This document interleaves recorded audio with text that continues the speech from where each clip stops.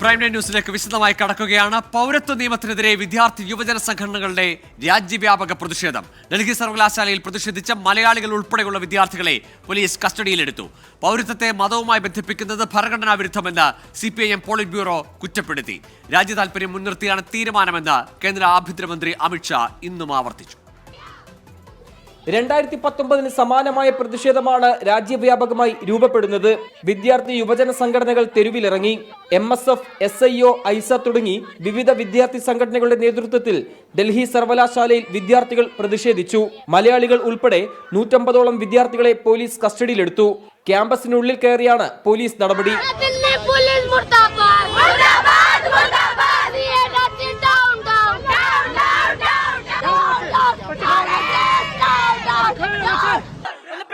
Peaceful പ്രൊട്ടസ്റ്റിന് പോലും സമ്മതിക്കുന്നില്ല. എന്ത് അവകാശമാണ് ഈ ചെരുപ്പലാക്കികൾക്ക് നമ്മുടെ സിറ്റിസൺസിനെ ചോദ്യം ചെയ്യാൻ? ഇതിന്റെ അവസാനം വരെ നിർത്തലാക്കുന്നത് തുടർന്നുകൊണ്ട് തന്നെയായിരിക്കും. ചെന്നൈ ചെപ്പോക്ക് പ്രസിഡൻസി കോളേജിൽ SFIയുടെ നേതൃത്വത്തിലായിരുന്നു വിദ്യാർത്ഥി പ്രതിഷേധം. വിവിധ യുവജന സംഘടനകളും പ്രതിഷേധവുമായി രംഗത്തുണ്ട്. അസമിൽ വിദ്യാർത്ഥി സംഘടനകൾ CAA വിജ്ഞാപനം കത്തിച്ചു. സംസ്ഥാനത്ത് വിവിധയിടങ്ങളിൽ നിരോധനാജ്ഞ തുടരുകയാണ്. അതിനിടെ പൗരത്വ നിയമത്തെ ന്യായീകരിച്ച കേന്ദ്ര ആഭ്യന്തരമന്ത്രി അമിത്ഷാ പ്രതിഷേധങ്ങൾക്കെതിരെ രംഗത്തെത്തി. അഭയാർത്ഥികളോടുള്ള ഇഷ്ടമല്ല പ്രതിഷേധങ്ങൾക്ക് പിന്നിലെന്നാണ് വിമർശനം.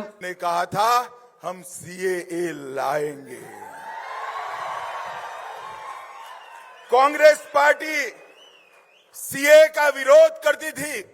आजादी के वक्त से कांग्रेस पार्टी और हमारे संविधान निर्माताओं का वादा था कि बांग्लादेश, अफगानिस्तान और पाकिस्तान से जो शरणार्थी आएंगे, जो वहां की प्रताड़ना झेल कर आएंगे, उसको हम നാഗരികത देंगे. പൗരത്വ നിയമത്തെ എതിർക്കുന്ന സംസ്ഥാനങ്ങളുടെ അധികാരത്തെ കവർന്നെടുക്കുന്നതാണ് കേന്ദ്രത്തിന്റെ ചട്ടമെന്നും വിജ്ഞാപനമിറക്കിയ സമയം സംശയാസ്പദമെന്നും CPIM പോളിറ്റ് ബ്യൂറോ വിമർശിച്ചു.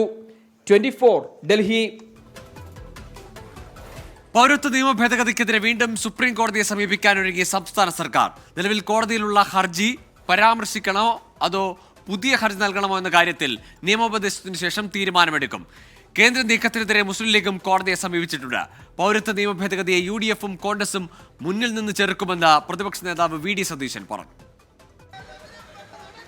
പൗരത്വ നിയമം പാർലമെന്റ് പാസാക്കിയതിന് പിന്നാലെ ആദ്യ പിണറായി സർക്കാർ സുപ്രീം കോടതിയെ സമീപിച്ചിരുന്നു. തുല്യത ഉറപ്പുവരുത്തുന്ന ഭരണഘടനയുടെ അനുച്ഛേദം 14ന്റെ നഗ്നമായ ലംഘനമാണ് പൗരത്വ നിയമമെന്നായിരുന്നു സർക്കാരിന്റെ പ്രധാന വാദം. ഈ ഹർജി വീണ്ടും മെൻഷൻ ചെയ്യണമോ അതോ പുതിയ ഹർജി നൽകണമോ എന്ന കാര്യത്തിൽ നിയമവശങ്ങൾ പരിശോധിക്കുകയാണ് സർക്കാർ. ഇതിന്റെ അടിസ്ഥാനത്തിൽ വേഗത്തിൽ തന്നെ കോടതിയെ സമീപിക്കും. ജനങ്ങളെ മതത്തിന്റെ അടിസ്ഥാനത്തിൽ വേർതിരിക്കുന്ന ഒന്നും സംസ്ഥാനത്ത് അനുവദിക്കില്ലെന്ന് CPM സംസ്ഥാന സെക്രട്ടറി MV ഗോവിന്ദൻ. നടപ്പിലാക്കാതിരിക്കുന്ന നിലപാട് സ്വീകരിക്കും. എന്നിട്ട് നടപ്പിലാക്കുന്നതിന് വേണ്ടിയുള്ള സമ്മർദ്ദം എങ്ങനെ അവർ നമുക്ക് നോക്കാം, അന്നേരം നോക്കാം. ജനങ്ങളാണ് ഇതിൻ്റെ എല്ലാം ഗ്യാരണ്ടി, അല്ലാണ്ട് ഏതെങ്കിലും ഒരു നിയമത്തിന്റെ അടിസ്ഥാനപ്പെടുത്തിയിട്ടുള്ള വിശദീകരണമല്ല. കേരളത്തിലെ ജനങ്ങളിൽ മഹാഭൂരിപക്ഷവും ഈ നിയമം നടപ്പിലാക്കുന്നതിലാണ്.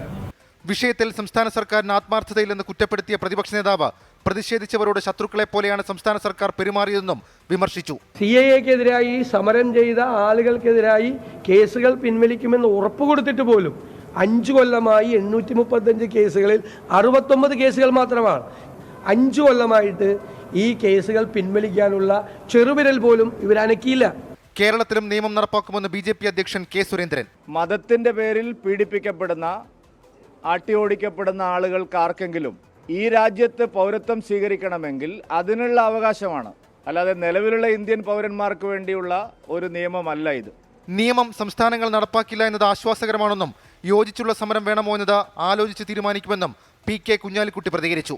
വിജ്ഞാപനം പിൻവലിക്കാൻ സർക്കാർ തയ്യാറാകണമെന്ന് കാന്തപുരം AP അബൂബക്കർ മുസ്ലിയാരും ആവശ്യപ്പെട്ടു. സുപ്രീം കോടതിയിൽ നിലവിലുള്ള കേസിൽ CPI കക്ഷി ചേരുമെന്ന് ബിനോയ് വിശ്വം പ്രതികരിച്ചു. അതേസമയം സംസ്ഥാനത്തിന്റെ മിക്ക ഭാഗങ്ങളിലും പ്രതിഷേധം ശക്തമാവുകയാണ്. രാജ്ഭവനിലേക്ക് യൂത്ത് കോൺഗ്രസ് നടത്തിയ മാർച്ചിൽ നേരിയ സംഘർഷമുണ്ടായി.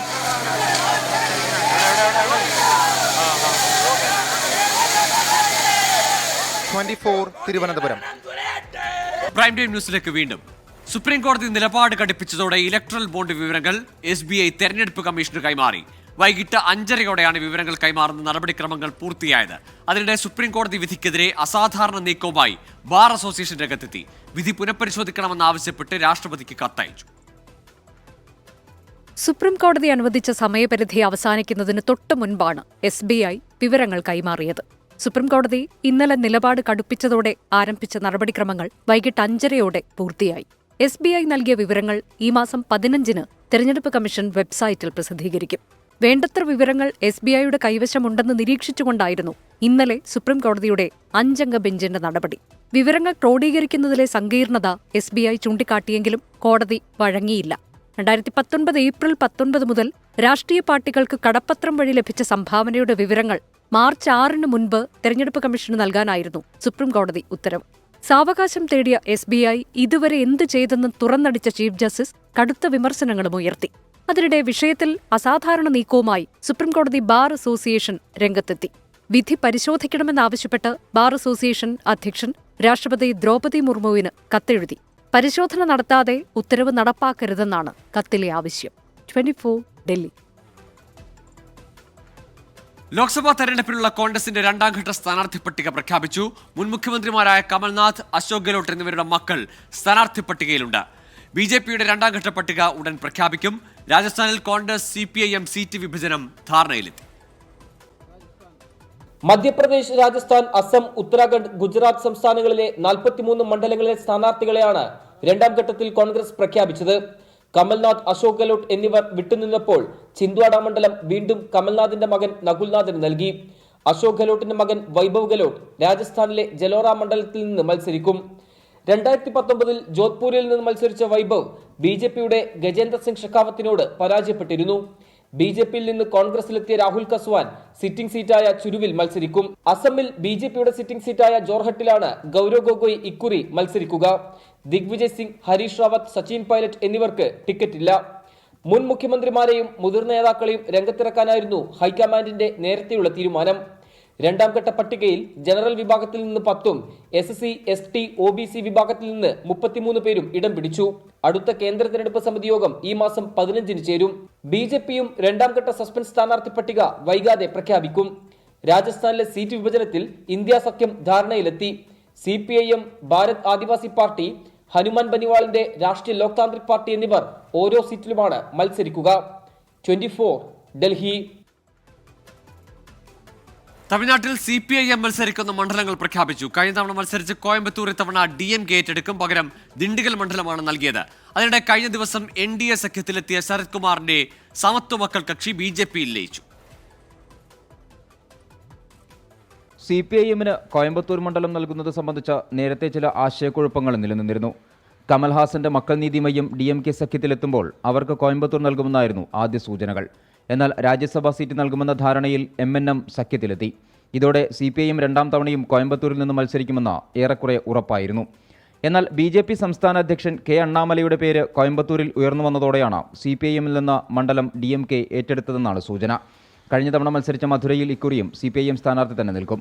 സീറ്റ് വിഭജനം പൂർത്തിയാക്കിയ DMK സഖ്യം തെരഞ്ഞെടുപ്പ് പ്രവർത്തനങ്ങളിൽ സജീവമായി കഴിഞ്ഞു. 21 സീറ്റുകളിലാണ് ഇത്തവണ DMK മത്സരിക്കുക. പുതുച്ചേരി ഉൾപ്പെടെ 10 സീറ്റുകൾ കോൺഗ്രസിനും നൽകിയിട്ടുണ്ട്. അതിനിടെ കഴിഞ്ഞ ദിവസം NDA സഖ്യത്തിലെത്തിയ നടൻ ശരത് കുമാറിന്റെ പാർട്ടിയായ സമത്വ മക്കൾ കക്ഷി BJPയിൽ ലയിച്ചു. ചെന്നൈയിൽ നടത്തിയ പരിപാടിയിലാണ് ലയനം പ്രഖ്യാപിച്ചത്. ചെറിയ പാർട്ടികളെ സഖ്യത്തിലെത്തിക്കാനുള്ള ശ്രമം BJP തുടരുകയാണ്. പാട്ടാളി മക്കൾ കക്ഷിയുമായുള്ള ചർച്ച ഇനിയും എങ്ങും എത്തിയിട്ടില്ല.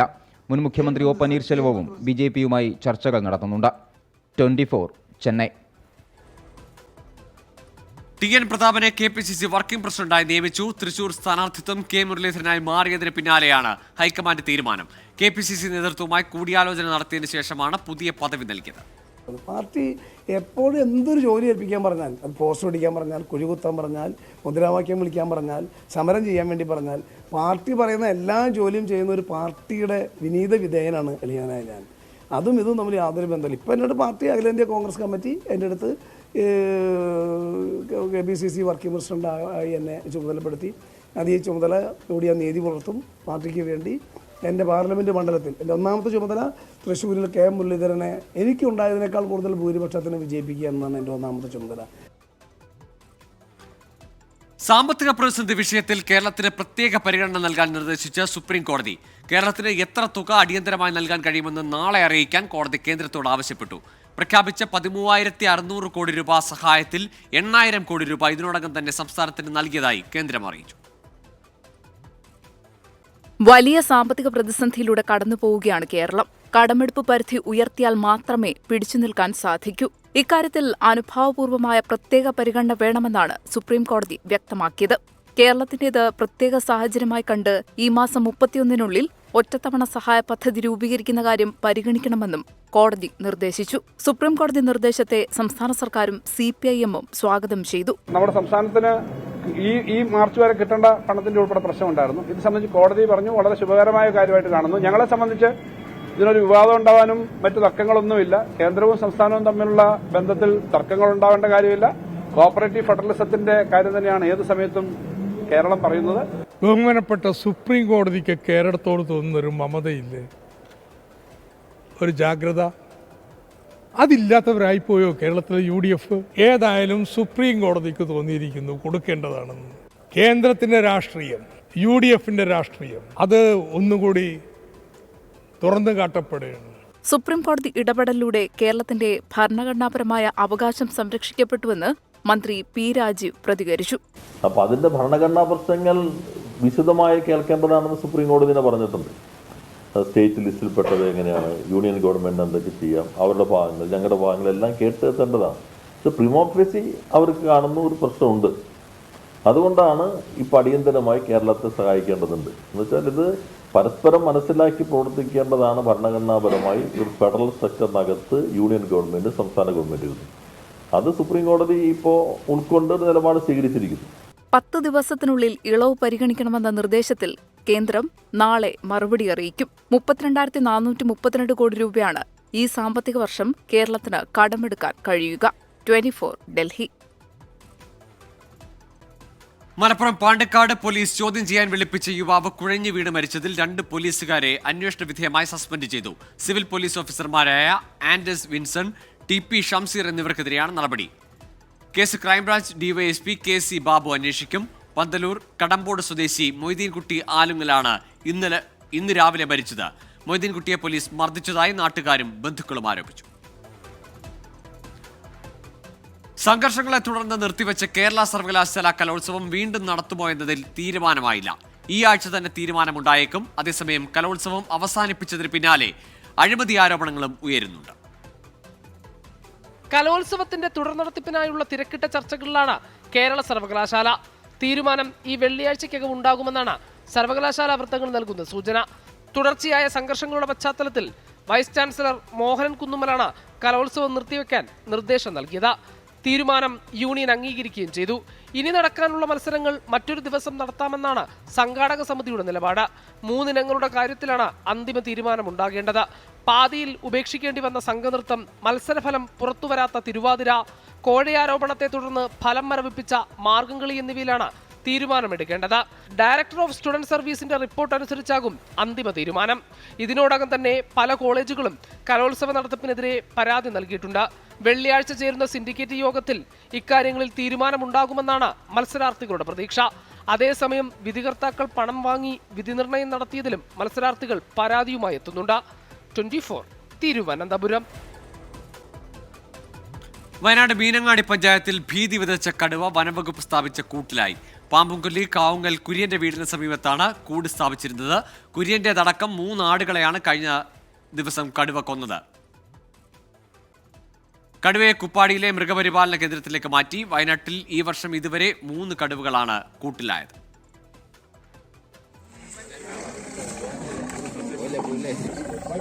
ആടൊക്കെ പേടിച്ചു.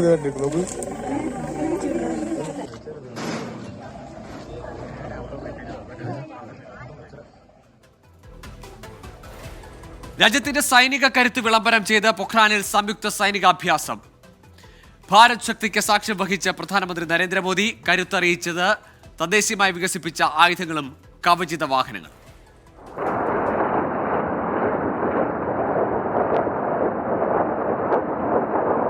പ്രൗഢമായ സദസ്സിനെ സാക്ഷിയാക്കിയാണ് ഭാരത് ശക്തി പ്രധാനമന്ത്രി ഉദ്ഘാടനം ചെയ്തത്. അഗ്നി 5ന്റെ വിജയം രാജ്യത്തിന്റെ പ്രതിരോധ കരുത്ത് വർദ്ധിപ്പിക്കുന്നതാണെന്ന് പ്രധാനമന്ത്രി പറഞ്ഞു. കാലങ്ങളായി ഉണ്ടായിരുന്ന ശൈലികൾ മാറിയപ്പോൾ ഇന്ത്യൻ സൈന്യം കൂടുതൽ പ്രാഗൽഭ്യം നിറഞ്ഞതായി മാറി. രാജ്യത്തിന്റെ സ്വയം പര്യാപ്ത സൈനിക ശാക്തിക ഉദ്യമങ്ങൾ വിവരിക്കുന്നതാണ് ഭാരത് ശക്തി പ്രദർശനം. T-90 ടാങ്കുകൾ, ധനുഷ്, സാരംഗ് ഗൺ സിസ്റ്റംസ്, ആകാശ് ആയുധ സംവിധാനം, ലോജിസ്റ്റിക് ഡ്രോണുകൾ, റോബോട്ടിക് മ്യൂൾസ്, അത്യാധുനിക ലഘു ഹെലികോപ്റ്റർ, ആളില്ല ആകാശവാഹനങ്ങൾ തുടങ്ങിയവ അഭ്യാസത്തിന്റെ ഭാഗമായി. നാവികസേനയുടെ ആന്റി ഷിപ്പ് മിസൈലുകൾ, ചരക്ക് നീക്കം നടത്തുന്ന സ്വയം പ്രവർത്തിക്കുന്ന ഗഗനയാനങ്ങൾ എന്നിവയും ഭാരത് ശക്തിയിൽ അണിനിരന്നു.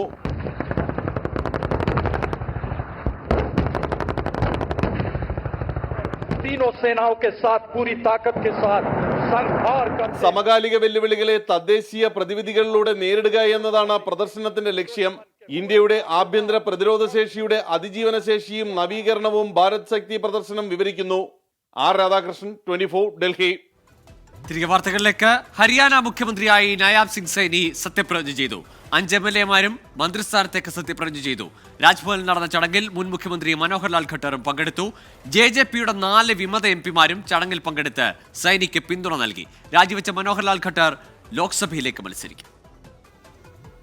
മനോഹർ ലാൽ ഖട്ടർ രാജിവെച്ച മണിക്കൂറുകൾക്കുള്ളിലാണ് BJPയുടെ ഹരിയാന അധ്യക്ഷനും ഗുരുക്ഷേത്രയിൽ നിന്നുള്ള ലോക്സഭാ MP-യുമായ നയാബ് സിംഗ് സൈനി മുഖ്യമന്ത്രി സ്ഥാനത്തേക്ക് സത്യപ്രതിജ്ഞ ചെയ്ത് അധികാരമേറ്റത്. ഹരിയാന ഗവർണർ ബന്ദാരു ദത്താത്രേയ സത്യവാചകം ചൊല്ലിക്കൊടുത്തു. BJP MLA-മാരായ കൻവർപാൽ ഗുജ്ജർ, മൂൽചന്ദ് ശർമ്മ, ജയപ്രകാശ് ലാൽ, ബൻവാരി ലാൽ, സ്വതന്ത്ര MLA-യായ രഞ്ജിത് സിംഗ് എന്നിവരും മന്ത്രിസ്ഥാനത്തേക്ക് സത്യപ്രതിജ്ഞ ചെയ്തു. BJP JJP സഖ്യം തകർച്ചയുടെ വക്കിൽ നിൽക്കെ JJPയിൽ 4 MLA-മാർ സൈനിയെ പിന്തുണച്ചു. ലോക്സഭാ സീറ്റുകളിൽ ഒറ്റയ്ക്ക് മത്സരിക്കുമെന്ന് ഇരു പാർട്ടികളും തീരുമാനിച്ചിട്ടുണ്ടെന്ന് മുൻ മുഖ്യമന്ത്രി മനോഹർ ലാൽ ഖട്ടർ പ്രതികരിച്ചു. ലോക്സഭാ തെരഞ്ഞെടുപ്പിലെ സീറ്റ് വിഭജന ചർച്ചകളിലെ അഭിപ്രായ ഭിന്നതയാണ് സഖ്യത്തിന്റെ തകർച്ചയിലേക്ക് വഴിവെച്ചത്. ഖട്ടർ സർക്കാരിനെതിരെ ഭരണവിരുദ്ധ വികാരം മൂർച്ഛിച്ചതും നേതൃമാറ്റത്തിന് കാരണമായെന്നാണ് വിവരം. മനോഹർ ലാൽ ഖട്ടറിന് ലോക്സഭാ സീറ്റ് നൽകിയേക്കും എന്നും സൂചനകളുണ്ട്. 24, ഡൽഹി. കേരള ഹൈക്കോടതിയിലേക്ക് 6 പുതിയ ജഡ്ജിമാരെ ശുപാർശ ചെയ്ത് സുപ്രീം കോടതി കൊളീജിയം. അഡ്വക്കേറ്റുമാരായ അബ്ദുൽ ഹക്കീം, ശ്യാംകുമാർ, ഹരിശങ്കർ മേനോൻ, S. മനു, ഈശ്വരൻ സുബ്രഹ്മണി, മനോജ് എന്നിവരെയാണ് കൊളീജിയം കേന്ദ്ര സർക്കാരിന് ശുപാർശ ചെയ്തത്. 6 പേരും ഹൈക്കോടതി അഭിഭാഷകരാണ്. പട്ടികയിലെ വനിതയായ ഒരാളെ കൊളീജിയം ഒഴിവാക്കി. സംസ്ഥാനത്ത് KSRTCക്ക് കീഴിൽ ഡ്രൈവിംഗ് സ്കൂളുകൾ വരുന്നു. സാങ്കേതിക പരിശോധന നടത്തി റിപ്പോർട്ട് സമർപ്പിക്കാൻ ഗതാഗത മന്ത്രി CMDക്ക് നിർദ്ദേശം നൽകി. ആധുനിക സംവിധാനങ്ങളോടെ ഡ്രൈവിംഗ് സ്കൂളുകൾ നടത്താനാണ് ആലോചന. വേനൽ കടുത്തതോടെ സംസ്ഥാനത്തെ വൈദ്യുതി ഉപഭോഗം കുതിച്ചുയരുന്നു. വൈദ്യുതി ഉപയോഗം 100 ദശലക്ഷം യൂണിറ്റ് കടന്നു. വൈകിട്ട് മുതലുള്ള ഉപയോഗം സർവകാല റെക്കോർഡിലെത്തി. വേനൽ രൂക്ഷമായതോടെ സംസ്ഥാനത്ത് വൈദ്യുതി ഉപയോഗവും വർദ്ധിക്കുകയാണ്. ഇന്നലെ സംസ്ഥാനത്ത് ഉപയോഗിച്ചത് 100.16 ദശലക്ഷം യൂണിറ്റ് വൈദ്യുതിയാണ്. 2023 ഏപ്രിൽ 19 ഉപയോഗിച്ച 102.99 ദശലക്ഷം യൂണിറ്റാണ് സർവകാല റെക്കോർഡ്. എന്നാൽ ഇത്തവണ മാർച്ച് ആകുമ്പോഴേക്കും ഉപയോഗം 100 ദശലക്ഷം പിന്നിട്ടു. വൈകിട്ട് 6 മുതൽ 11 വരെ ഉപയോഗം സർവകാല റെക്കോർഡിലായിരുന്നു. 5031 മെഗാവാട്ട് വൈദ്യുതിയാണ് ഈ സമയത്ത് ഉപയോഗിച്ചത്. 2023 ഏപ്രിൽ 18 ഉപയോഗമായ 5024 മെഗാവാട്ടാണ് ഇന്നലെ മറികടന്നത്. ചൂട് കൂടുന്നതിനാൽ AC-യുടെ ഉപയോഗം കൂടുന്നതാണ് ഇതിന് കാരണമെന്നാണ് KSEBയുടെ വിലയിരുത്തൽ. വർദ്ധിച്ച വൈദ്യുതി ഉപയോഗം വൈദ്യുതി ബോർഡിനെ ആശങ്കപ്പെടുത്തുന്നുണ്ട്. ഇന്നലെ ഉപയോഗിച്ചതിൽ 78 ദശലക്ഷം യൂണിറ്റും പുറത്തുനിന്ന് വാങ്ങിയതാണ്. ഉപയോഗം വീണ്ടും വർദ്ധിച്ചാൽ കൂടുതൽ വൈദ്യുതി വാങ്ങുകയോ താൽക്കാലിക നിയന്ത്രണങ്ങളിലേക്ക് കടക്കുകയോ ചെയ്യേണ്ടി വരുമെന്നാണ് ബോർഡിൻ്റെ നിലപാട്. വൈദ്യുതി ഏറ്റവും കൂടുതൽ ഉപയോഗിക്കുന്ന വൈകിട്ട് 6 മുതൽ 11 മണി വരെ ജനങ്ങൾ ഉപയോഗം നിയന്ത്രിക്കണമെന്നാണ് ബോർഡിന്റെ നിർദ്ദേശം. 24, തിരുവനന്തപുരം. CMRL എക്സാലോജിക് വിവാദ കരാറിൽ KSIDCക്കെതിരെയുള്ള SFIO അന്വേഷണം തുടരാമെന്ന് ഹൈക്കോടതി. അന്വേഷണത്തിൽ നിന്ന് KSIDCക്ക് മാറി നിൽക്കാനാകില്ലെന്ന് SFIO കോടതിയിൽ വ്യക്തമാക്കി. അന്വേഷണം റദ്ദ് ചെയ്യണമെന്നാവശ്യപ്പെട്ടാണ് KSIDC കോടതിയെ സമീപിച്ചത്.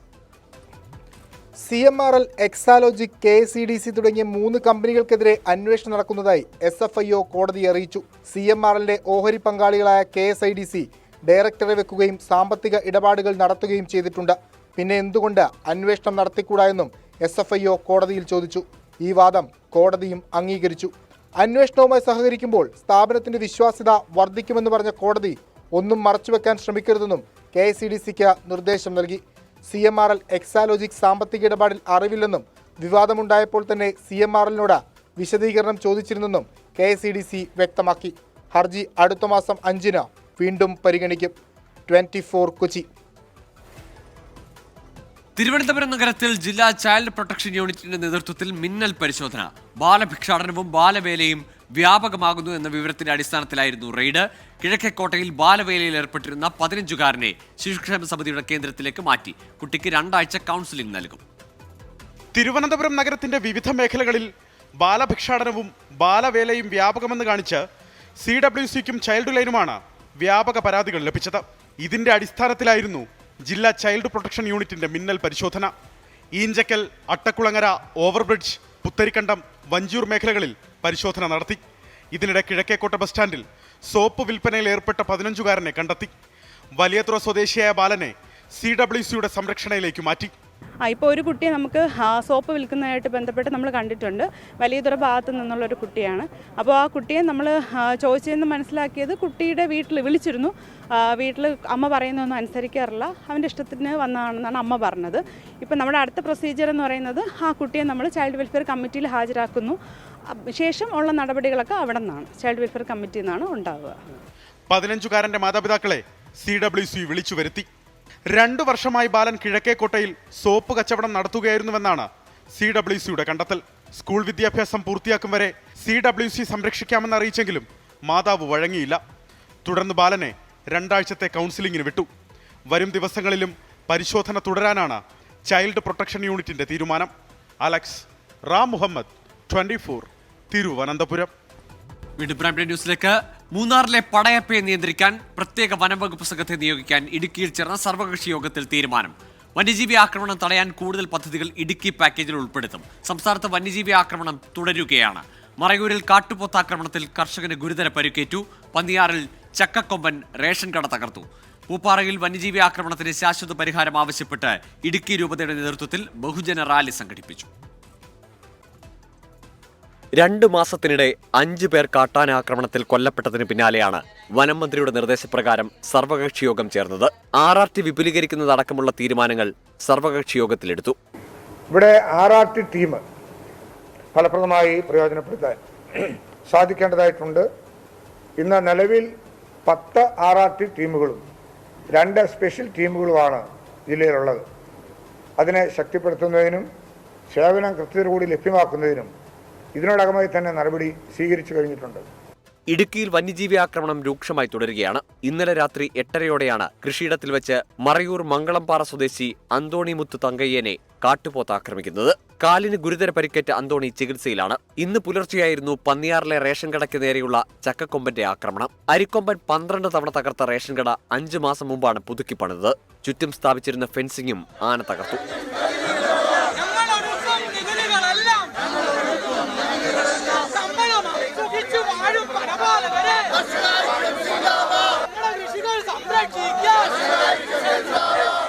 മുൻ അനുഭവങ്ങൾ വെച്ച് സർവകക്ഷി യോഗത്തിൽ പ്രത്യാശയില്ലെന്ന് ഇടുക്കി ബിഷപ്പ് മാർ ജോൺ നെല്ലിക്കുന്നേൽ. മുൻ അനുഭവങ്ങൾ വെച്ച് നോക്കുമ്പോൾ ഞങ്ങൾക്ക് ഈ സർവകക്ഷി യോഗത്തിൽ വലിയ പ്രത്യാശയില്ല. പക്ഷേ ഈ അടിയന്തര സാഹചര്യം പരിഗണിച്ച് ജനരോഷം കണക്കിലെടുത്ത് സർവകക്ഷി യോഗത്തിൽ എടുത്ത തീരുമാനങ്ങൾ ഇച്ഛാശക്തിയോടുകൂടി വിട്ടുവീഴ്ചയില്ലാതെ നടപ്പിലാക്കുവാനായിട്ടുള്ള ഇച്ഛാശക്തി സർക്കാർ കാണിക്കണം. വന്യജീവി ആക്രമണം രൂക്ഷമാകുന്ന സാഹചര്യത്തിൽ പ്രശ്നപരിഹാരം അടിയന്തരമായി വേണമെന്നാവശ്യപ്പെട്ടാണ് ഇടുക്കി രൂപത പൂപ്പാറയിൽ ബഹുജന റാലി നടത്തിയത്. 24 ഇടുക്കി. അതിരപ്പള്ളിയിൽ എണ്ണപ്പനത്തോട്ടത്തിൽ കാട്ടാനയെ അവശ്യനിലയിൽ കണ്ടെത്തി. ഏഴാറ്റുമുഖം ഗണപതി എന്ന വിളിപ്പേരുള്ള കാട്ടുകൊമ്പനെയാണ് അവശ്യനിലയിൽ കണ്ടെത്തിയത്. വനംവകുപ്പ് ഉദ്യോഗസ്ഥർ എത്തി പരിശോധന നടത്തി. കാര്യമായ ആരോഗ്യ പ്രശ്നങ്ങളില്ലെന്നാണ് പ്രാഥമിക നിഗമനം. തിരികെ വാർത്തകളിലേക്ക് ഇനി റമദാൻ വിശേഷമാണ്. പുണ്യനാളുകൾ. അൽ മുക്താദിർ ഗോൾഡ് ആൻഡ് ഡയമണ്ട്സ് പുണ്യങ്ങളുടെ പൂക്കാലം സമർപ്പിക്കുന്നത് എല്ലാ ആഭരണങ്ങളും ഇപ്പോൾ പണിക്കൂലിയില്ലാതെ വാങ്ങാം. അൽ മുക്താദിർ ജ്വല്ലേഴ്സ്.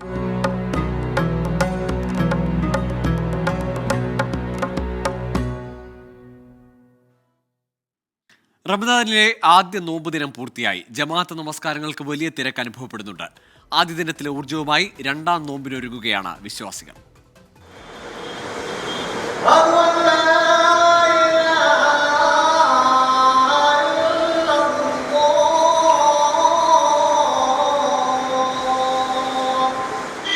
എട്ട് മണിക്കുള്ള ഭക്ഷണമില്ല, 1 മണിൻ്റെ ഭക്ഷണമില്ല. അപ്പം മൊത്തത്തിൽ ശരീരം തണുപ്പാ.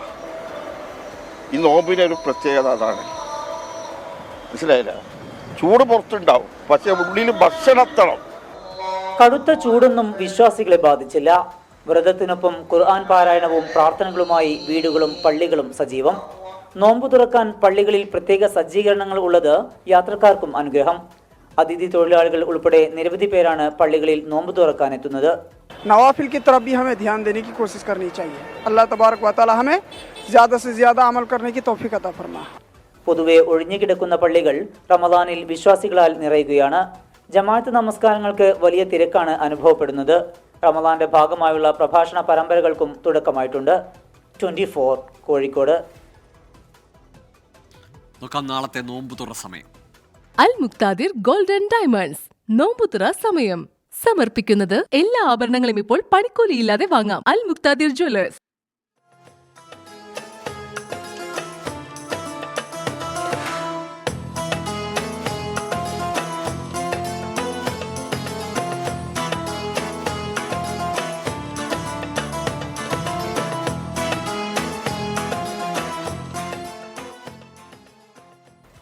ക്രിക്കറ്റ് താരം സഞ്ജു സാംസൺ ആദി ഗ്രൂപ്പ് ഓഫ് ഇൻസ്റ്റിറ്റ്യൂട്ട്സിന്റെ ബ്രാൻഡ് അംബാസിഡർ. എറണാകുളം ആസ്ഥാനമായി കഴിഞ്ഞ 10 വർഷമായി തൊഴിലധിഷ്ഠിത വിദ്യാഭ്യാസ രംഗത്ത് സജീവമാണ് ആദി ഗ്രൂപ്പ് ഓഫ് ഇൻസ്റ്റിറ്റ്യൂട്ട്സ്. എറണാകുളത്തിന് പുറമെ തിരുവനന്തപുരം, കോഴിക്കോട്, മലപ്പുറം എന്നിവിടങ്ങളിലാണ് മറ്റു ബ്രാഞ്ചുകൾ.